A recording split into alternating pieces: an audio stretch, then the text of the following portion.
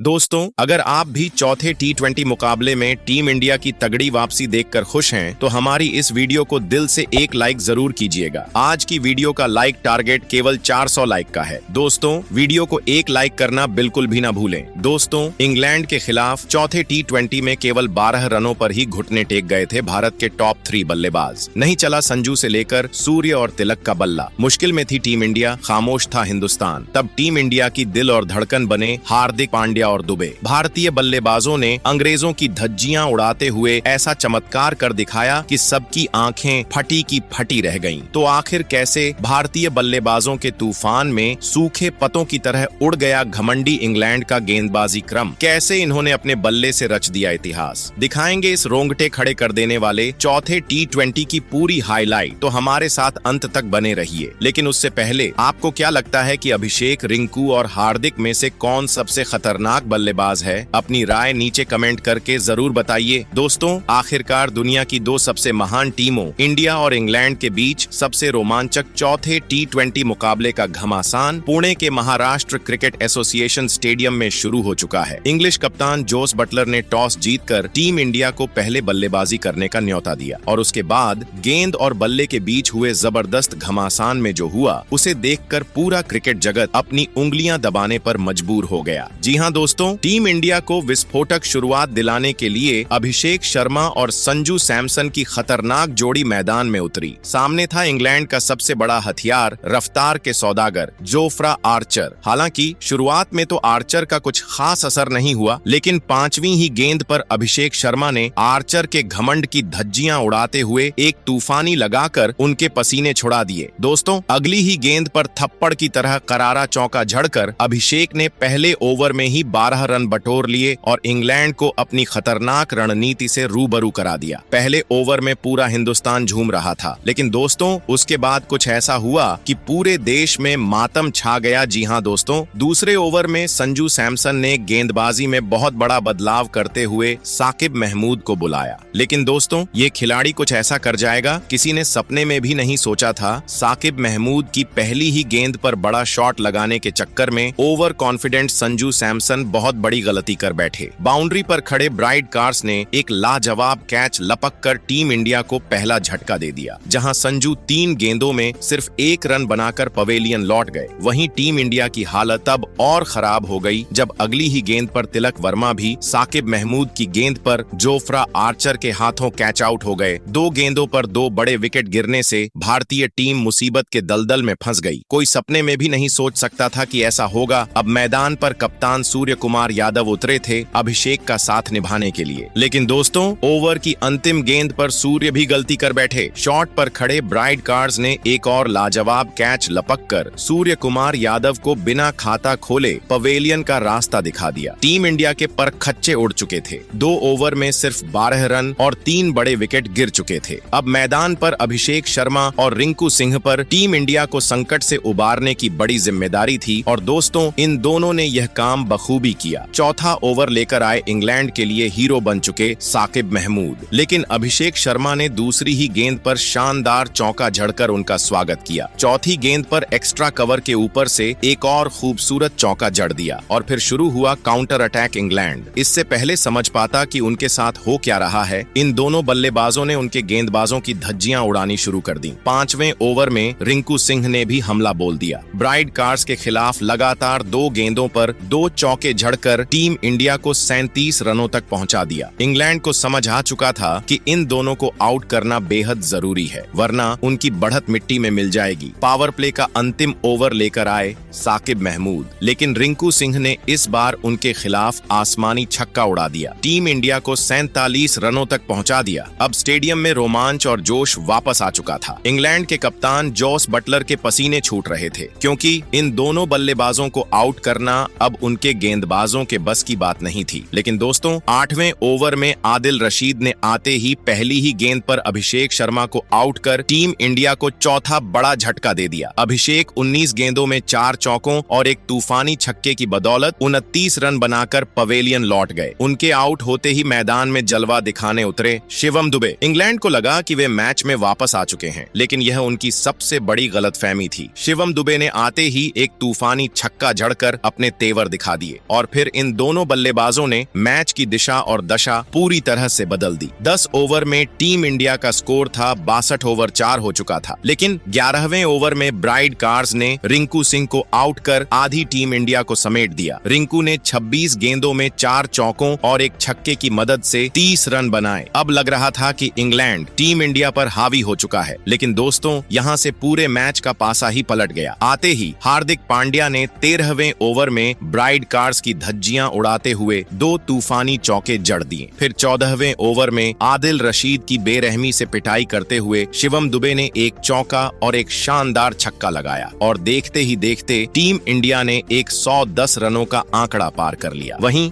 हार्दिक के मुंह में खून लग चुका था।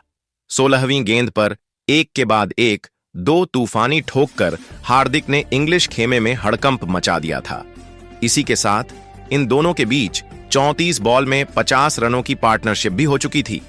तो 17वां ओवर लेकर आए जोफ्रा आर्चर। उनका स्वागत एक बार फिर हार्दिक ने गगनचुंबी और खतरनाक चौके से किया, जिससे भारतीय फैंस को झूमने का एक और मौका मिला। फिर शिवम दुबे ने चौथी गेंद पर एक और चौका लगाकर इंग्लैंड के गेंदबाजों की हालत खराब कर दी थी। लेकिन दोस्तों, यह तो केवल तूफान के पहले की शांति थी। 17 ओवर में टीम इंडिया ने 146 रन बना लिए थे। अगला ओवर लेकर आए जिमी ओवर्टन। उनकी पहली ही गेंद पर तूफानी उड़कर हार्दिक पांड्या ने केवल 27 गेंदों में तूफानी अर्धशतक ठोक डाला। इस दौरान उनके बल्ले से 4 चौके और 4 तूफानी छक्के निकले, जिस पर पूरे स्टेडियम और पूरी टीम इंडिया ने खड़े होकर तालियां बजाई।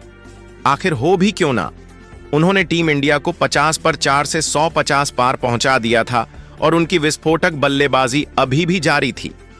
हालांकि दोस्तों, तभी ओवर की अंतिम गेंद पर एक बड़ा शॉट लगाने के चक्कर में हार्दिक कैच आउट हो गए, कप्तान बटलर के हाथों। पूरे स्टेडियम में खामोशी छा गई, क्योंकि हार्दिक ने 30 गेंदों पर 4 चौकों और 4 तूफानी छक्कों की बदौलत 50 रन ठोक दिए थे। हार्दिक के आउट होने के बाद शिवम दुबे ने मोर्चा संभाला और एक तूफानी चौके की बदौलत केवल 31 गेंदों में अपना धमाकेदार अर्धशतक जड़ डाला। 19 ओवर में टीम इंडिया ने 178 रन बना लिए थे। लेकिन दोस्तों, 20वें ओवर में जिमी ओवर्टन ने तो पूरा मैच ही पलट डाला। दूसरी गेंद पर उन्होंने अक्षर पटेल का शिकार किया, जो केवल 5 रन बना पाए। फिर अगली ही गेंद पर बिना खाता खोले अर्शदीप सिंह को वापस भेजकर टीम इंडिया की हालत बिगाड़ दी। 20वें ओवर की आखिरी गेंद पर शिवम दुबे भी 34 गेंदों में 53 रन बनाकर आउट हो गए। 20 ओवर में टीम इंडिया ने 181 रन 9 विकेट के नुकसान पर बनाए थे। अब दोस्तों, इंग्लैंड के सामने 182 रनों का लक्ष्य खड़ा था। इसका पीछा करने के लिए फिलिप सॉल्ट और बेन डकेट की खतरनाक जोड़ी मैदान में उतरी। सबको लगा था कि भारतीय गेंदबाज आसानी से यह मुकाबला जीत जाएंगे, लेकिन दोस्तों, इन दोनों के इरादे तो कुछ और ही थे।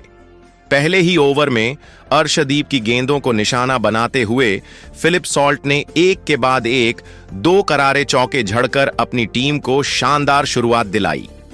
दूसरे ओवर में हार्दिक पांड्या का स्वागत भी फिलिप सॉल्ट ने एक खतरनाक चौके से किया। 2 ओवर में इंग्लैंड ने 19 रन बना लिए थे। अब मैदान पर लिविंगस्टन और हैरी ब्रुक मौजूद थे। हालांकि मुकाबला अंतिम गेंद तक खेला गया, लेकिन सलाम है भारतीय गेंदबाजों को, जिन्होंने इंग्लैंड को वापसी का एक भी मौका नहीं दिया। इस रोमांचक मुकाबले को देखकर सबकी आंखें फटी की फटी रह गईं। लेकिन दोस्तों, इन दोनों के लिए भी रन बनाना आसान नहीं था। छोटी सी पार्टनरशिप बनी ही थी कि हर्षित ने लिविंगस्टन के रूप में इंग्लैंड को चौथा झटका दे दिया। लिविंगस्टन केवल 13 गेंदों में 9 रन बनाकर आउट हो गए। अब तो लगा कि टीम इंडिया आसानी से जीत जाएगी, लेकिन हैरी ब्रुक एक तरफ से तबाही मचा रहे थे। 14वें ओवर में हर्षित की 3 गेंदों पर 2 तूफानी छक्के और एक चौका उड़ाकर उन्होंने इंग्लैंड को जेकब बेथल के साथ मिलकर 124 रनों तक पहुंचा दिया। अगले ही ओवर में उन्होंने केवल 25 गेंदों में अपनी हाफ सेंचुरी भी पूरी कर ली थी। लेकिन दोस्तों, वरुण ने ईंट का जवाब पत्थर से दिया।